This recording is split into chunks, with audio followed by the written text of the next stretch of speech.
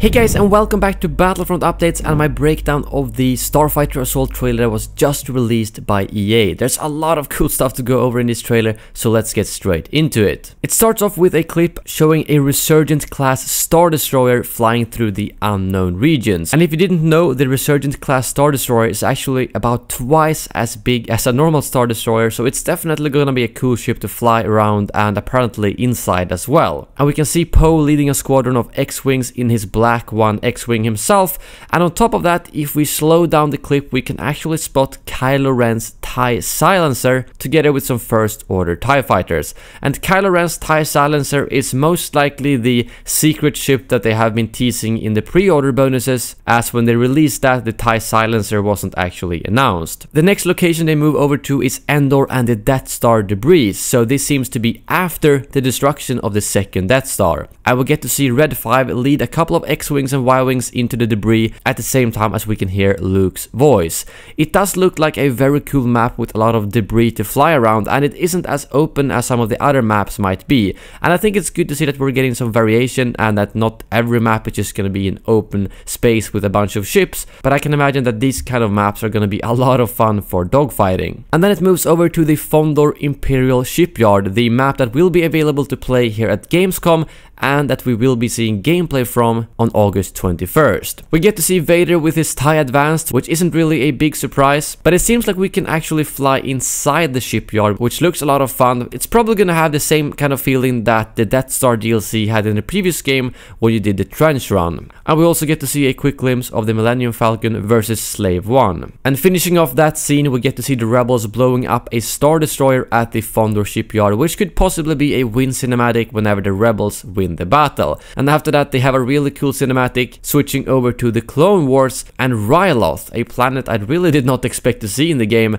as it's a fairly unknown planet unless you've watched the Clone Wars series. And we'll get to see some BTLB Y-Wings and ARC 170s engaging a Lucrehulk battleship, or as I like to call them, the Space Donuts, because Lucrehulk is, well, quite annoying to pronounce. But we can also see the V-Wings engage some Vulture droids, and it seems like we will have roughly 3 types of ship for each faction, excluding the hero ships. And while we're talking about hero ships, we get to see the Scimitar Darth Maul ship enter some sort of stealth mode, at which point it switches over to Kamino, which is the next Starfighter Assault map we will be playing on. So it seems like we will be getting both real space battles in space, but also a couple of maps, or at least one map that will be in atmosphere, and I think that's gonna be nice for variation to make sure that not every map feels the same. And that stealth ability is gonna be really cool to see in action, considering that it will definitely introduce some very interesting gameplay mechanics. They also show us a snippet of Aiwas, which is the flying creatures you can see in Kamino in the movie as well, and yes, I had to Google what they were called because I had no idea myself.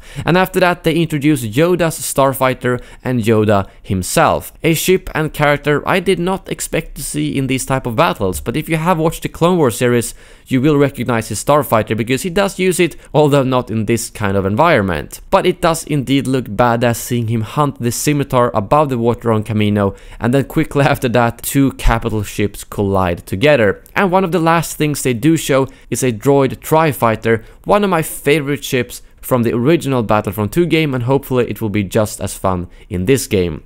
And that's also one thing I have to mention, since there's been a lot of comments on Reddit, YouTube and so on. When they attack Ryloth in the trailer, it does sound a little bit like Anakin and Ahsoka. For the Republic! Droid fleet, dead ahead! Vanguard, incoming!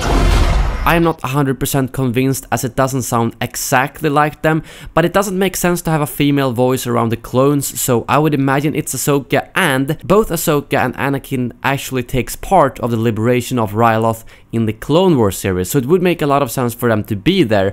However, I would imagine they might just be there as announcers, or they might just be here for the trailer, because we can't see their ships like we can do with the other heroes in the trailer. Sure, it would be a little bit annoying to actually hear them both in the trailer but don't have them in the game, but since they made it so unclear, I would just say that it's possibly an Easter egg for now. And until we see their actual ship or see their characters, I don't think we can call them confirmed or say that they will be in the game.